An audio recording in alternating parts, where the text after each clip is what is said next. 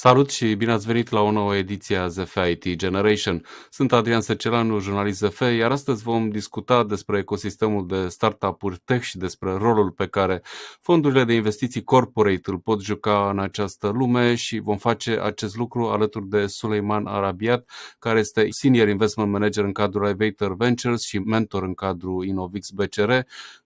Vom purta evident această discuție în limba engleză. Hello Suleiman, thank you very much for joining us today. Hello, Adrian. Thank you. Thank you so much for hosting me as well. I think we discussed a little bit until we reached this moment when we had this interview. We had a lot of discussions about this in Bucharest. We interacted as part of the InnovX community. So thank you again for joining us today. And let's start by talking a little bit about Elevator Ventures and about you. So share with us some key facts. Absolutely. We're very happy. I mean, happy to share more, happy to tell you more about our place in the industry as a CVC. So I will maybe begin anyway by giving a quick intro about the fund. We are the corporate VC of Raiffeisen Bank International out of Vienna. We are residing also in Vienna. We've been around for 4 years now.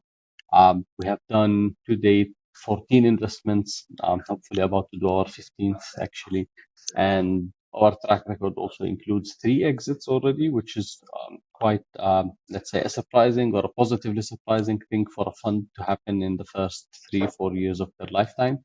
But it was maybe a function of many good things that came together at the same time. Many stars aligned in a good way for us. So that said, we are an early stage fund. We invest typically between 1 to 3 million euros. That's our initial ticket size, comfortably allowing us to come in at a Series A round, or typically at Series A rounds as they are defined, which anyway, since the definitions are loose, I will just say that we only come in post-traction. We don't do pre-traction deals or idea stage or very early seed. And we don't shy away from a Series B or even potentially a Series C if the deal is too good. Finally, as a fund, we do have CEE mandate. So we do look at the Central and Eastern European region altogether, which is also the footprint of RBI. Simply because this is where we probably can offer some value beyond the money, beyond the investment itself. That value, obviously, and the first point of it is the connection to RBI and our many network banks and their strong presence. But that also actually is also our personal network in these countries where we hope to help the teams, at least with some advice, potentially some intros as any VC would do. And maybe finally, a good point to mention is that this is a return-driven VC. So the bank looks at Elevator Ventures as let's say, an asset class within the bank and not necessarily just as a tactical fund to address problem solving. This is a broader investment fund, and first and foremost agenda or first and foremost objective is the IRR of the fund.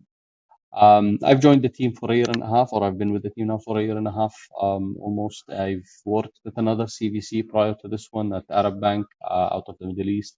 And I've also worked with a seed stage fund called Oasis 500, a Middle Eastern fund that is.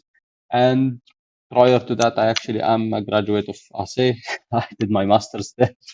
And I worked in engineering for a few years before I joined the venture capital industry. Okay, thank you very much for this introduction and for sharing some key information about you and the CVC. I was wondering if you are investing exclusively in fintech startups, in fintech projects, or you are looking beyond this if it's a good deal. That's a great point. I mean, simply because we are the CVC of a bank, the let's say most obvious sector to address is financial technology. However, if you would have asked someone what fintech was 10 years ago, a lot of the discussion would have revolved around payments potentially, and some challenger activity, some lending activity that is out there. That landscape have shifted, actually shifted a lot since then. So payments are no longer, let's say, the most sophisticated, or let's say the most difficult thing to tackle in payments when it comes to infrastructure and so on. There were leapfrogs anyway happening. So it was already addressed. And this is where our mandate when it comes to financial technology, we obviously would look at the core fintech, as you would call it, so payments and lending at the core. But we are quite interested in the beyond banking angle or beyond pure financial technology solutions. And that, in that sense, we have done a deal in Bulgaria called Cloudcart. It's an e-commerce platform, Shopify-like. We have done a logistics platform called Bird with a Y, BYRD. That's an e-fulfillment and logistics. We're about hopefully to do a data analytics investment, which if you would take all of these, we've also done a prop tech called Bob W out of Estonia, out of the Nordics, Estonia, Finland, and these countries. And if you would put all of these together, you would find that we look at fintech and then fintech adjacent, if you may call it. And that is how broad we look at the sector. Okay, thank you for clarifying that. Now, I would like to talk a little bit about the role of a CVC in the current ecosystem, and also maybe you could share with us how do you see how are you perceived in the market, because in this ecosystem, as I see it, we see a lot of strong players, a lot of egocentric players, and a lot of strong opinions about what should a corporate do and not do. There are different opinions about this, so I'm curious, how do you see it and what did you experience so far? I mean, maybe to address it heads on, CVCs generally, and I would say this even though I work for a CVC, they generally don't make sense, especially for very big corporates. Simply because if you are a corporate and you're looking at this as, let's say, a solution to your innovation troubles, you might as well just have a very strong M&A team, a technology M&A team, and acquire all the technologies you need. And then in that sense, you would have mature, ready solutions to deploy. But then if you are going to go into CVC from an asset class perspective, then that's a completely different game, because you're basically saying, well, my revenue streams will be complemented by revenue from a high risk asset, which is VC in this case.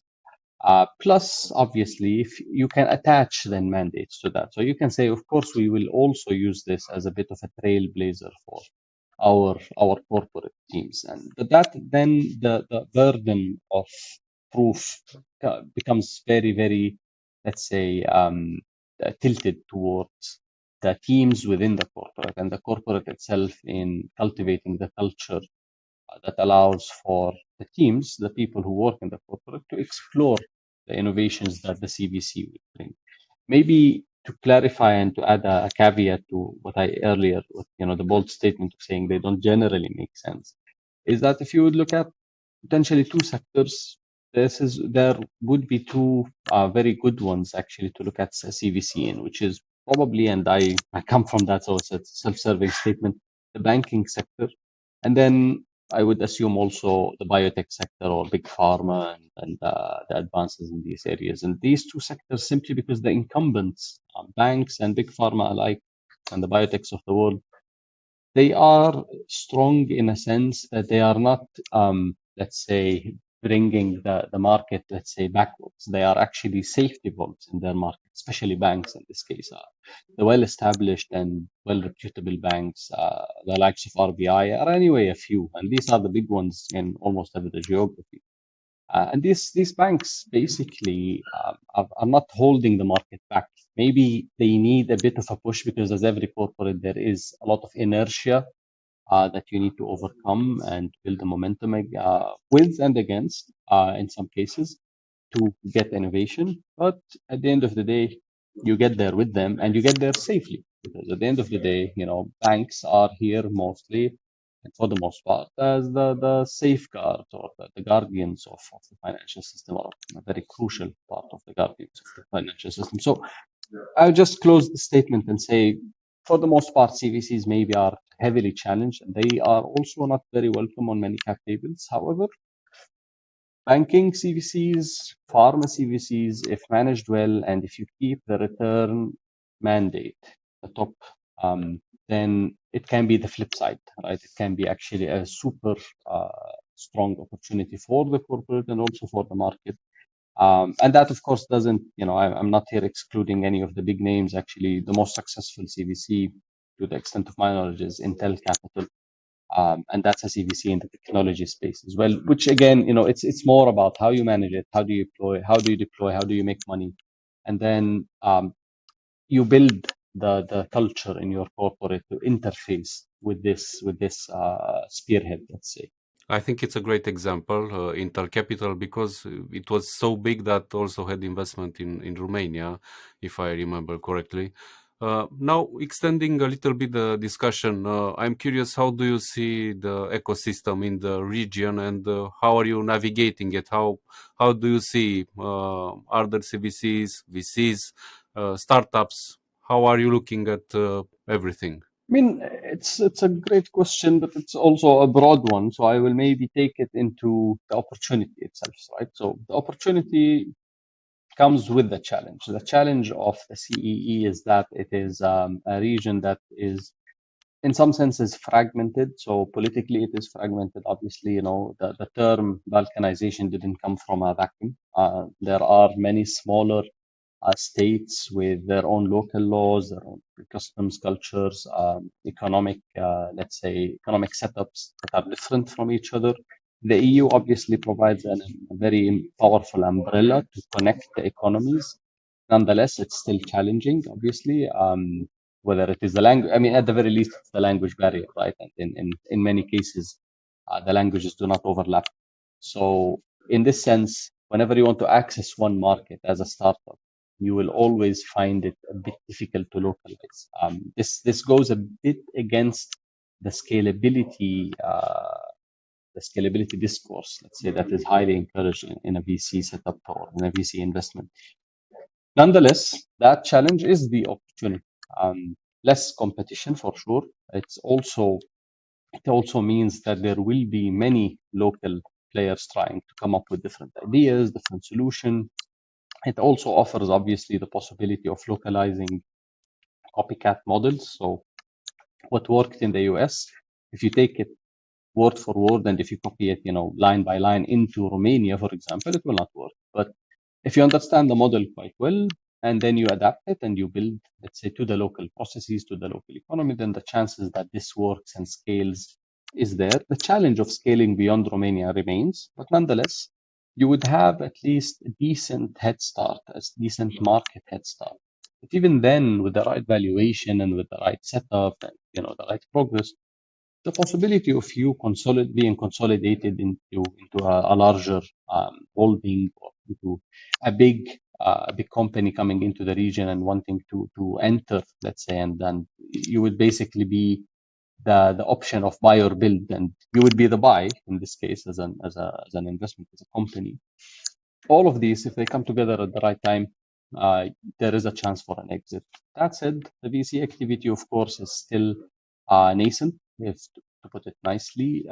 There are many attempts, and there were many successful ones, but nonetheless, it's still nascent in a sense that you can see the symptoms of a nascent ecosystem. A lot of money at the very early stages, a few spread very good exits, or sometimes sporadic, really, really high exits, and some very good stories to tell, but not a consistent, handshake to handshake, like over the stages of a VC value chain. So that consistency anyway is elusive. It's not developed in many parts of the world. The contrary, it's just really the hallmark of a couple of highly developed systems, like that of Silicon Valley, like that you can find in the northeast of the US with the biotechs, maybe the UK as well, and to a certain extent France and Germany, and the Asian markets. You can see hallmarks of it here and there, but this consistency is what can be, or what is the way you can describe a mature ecosystem.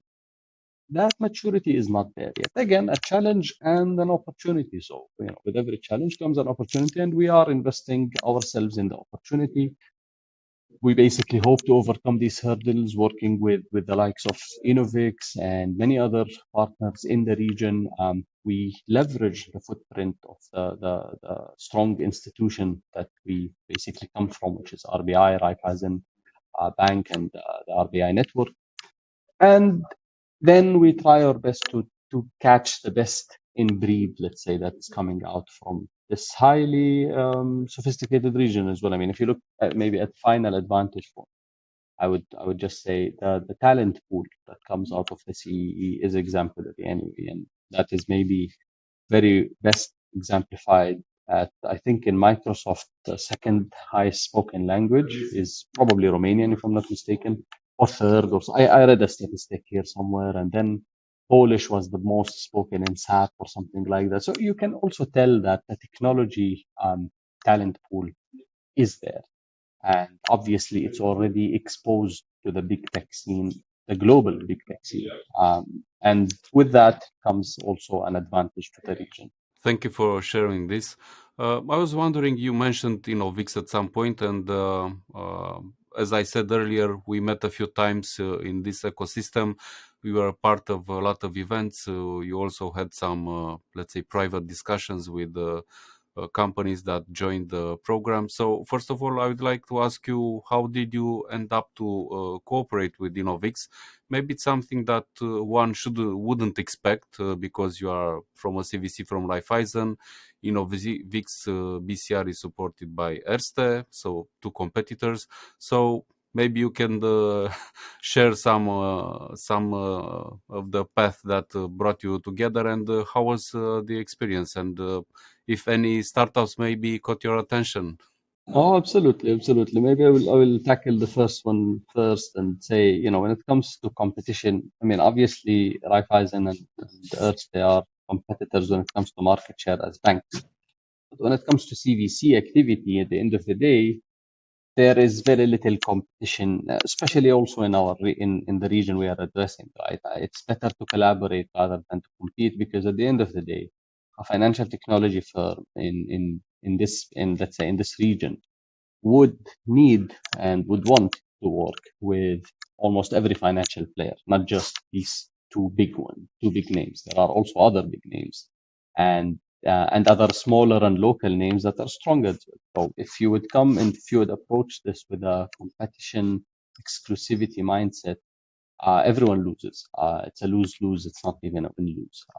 That said, of course, working with InnovX has been a pleasure. It's a great team.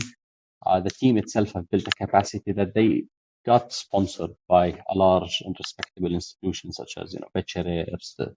But that said, also InnovX is in of itself, let's say, a well-structured team that is building multi-thronged approaches anyway. And that, if I understood also historically, I think they also work and collaborated a bit with Raiffeisen Bank Romania. So, and if I'm not mistaken, also with Bank of Pennsylvania and with some other local players. And this is exactly what I'm trying to say. When it comes to entrepreneurship and innovation, it makes little sense that you come and say, especially at the early stages, right, that you say, we are in exclusivity mode. The exclusivity mode would be a lose-lose formula. That said, of course, I was very happy to participate. The activities were very well structured, and it again just speaks highly of the activity that is happening. I mean, I used to live in Romania 12 years ago. Entrepreneurship was maybe a less common word that you would hear around. Maybe just a few student organizations would talk about it, and some NGO activity, but nothing really substantial. However, now it has accelerated, and you can see that evident by the sophistication and level of investors, and obviously the sophistication and level of the entrepreneurs themselves and their companies. If you look, there are a few hallmarks of a nascent ecosystem, and one of them is that cap tables are typically not that well structured. So if you compare Romania 5-6 years ago, and again, this is not scientific, right? But if you see some of the cap tables we have seen 6 or 7 years ago, and then you compare them to what's happening now in 2022 to 2023, there is maturity in the ecosystem that is on an upward trajectory. So this was very intriguing.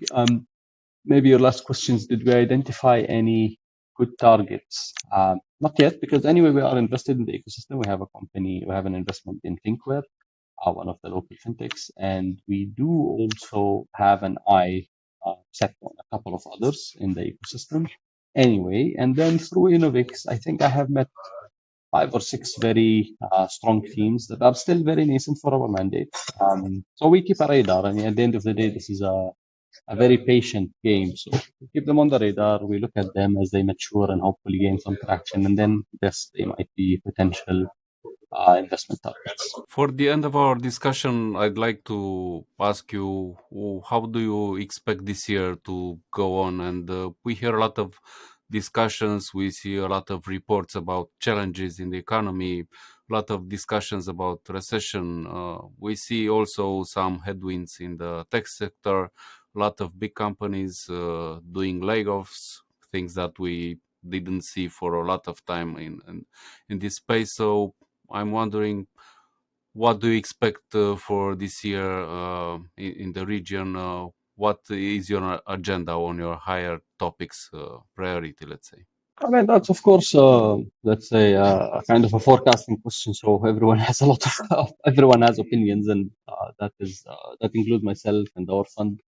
And we are a bit more, of course, conservative when it comes to let's say, assuming the worst. At the end of the day, VC is a long-term game. We are not cyclical in a sense that one year affects us and the other doesn't.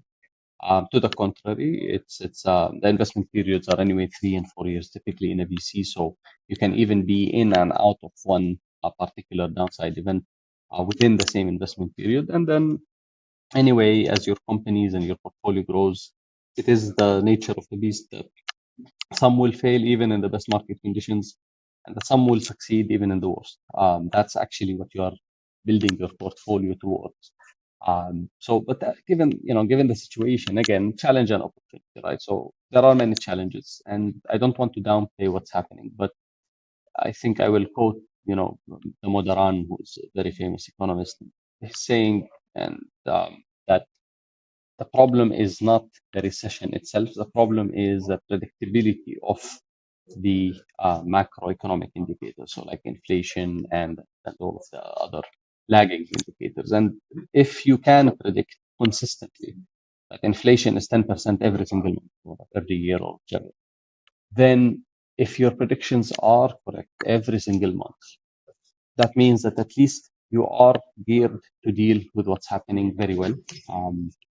And that also means that you are not missing anything in the market, in a sense that you will be surprised by it. So it's avoiding surprise in the forecast that you always try to do. You try to get as close to the reality as possible, and then the reality itself, even if it's a downside event, somehow you have accounted for it, or you would be accounting for it. And I think that's a very good and accurate description. It's so far the Eurozone, at least, or the EU as well, have managed to predict the inflation that was happening and to also keep track of it. So this single digit, in some cases, of course, was double digit and unpredictable, but in most cases it was late single digits. And I would assume here, and again, pure assumption, conjecture, that at least this keeps things under control. Doesn't mean they are good, doesn't mean that they are, let's say, super impressive, but at the very least, they are predictable, and predictability allows you to deal with it. Already, everyone is instructing their portfolios and working very closely with the teams to cut the costs as much as possible, extend runways. This is across the board, everywhere you look. Spend only on growth. Otherwise, try your best to work towards a cost cut. So just to maybe highlight this particular point, opportunity in layoffs. Of course, it is an unfortunate thing. It is a negative thing. Layoffs are never good. But there is always an opportunity in every challenge. And this is how we do it. It is when it's across the board and when it's indiscriminate layoffs, that also includes, obviously, a lot of the talent. That basically, that is good, very good talent. But then at the end of the day, they were made redundant. These particular individuals have the network, have the experience, and they would typically consider starting their own or maybe joining some of the good ones that are already out there in the market and some of the earlier ones. And this is a good option. We would rather invest in it. So even again, as we say, there is a lot of challenge. The market is not in, let's say, its best and optimal condition. Nonetheless, as a VC, since this is the long term, it's a long term paradigm anyway. and long shots as well. So we would come in and consider this a very good opportunity in the coming years, especially that also a lot of funds were raised last year and the year before. So there is a lot of dry powder in the markets, and that allows for decent levels of investment to continue, potentially with more of a down-to-earth, realistic approach to how quickly can companies scale, how well and how much should they be burning their investments towards growth. And yeah, we are all eyes and ears, and everything is open. So we are ourselves open, very much actually open to business, and looking forward to see what will happen in this year, on a positive note. Great points and a great discussion full of data and insights. Thank you very much for joining us today, Suleiman. Thank you, Adrian, for hosting. Hopefully we'll see you soon in Bucharest. I'm pretty sure we are going to meet again and discuss again at the show about what's happening in the startup ecosystem in the Central and Eastern Europe. So thank you again for joining us today. Thank you. Take care. Aceasta a fost ediția de astăzi a ZF IT Generation. Vă mulțumim pentru că ne-ați urmărit și vă așteptăm și la edițiile următoare. La revedere!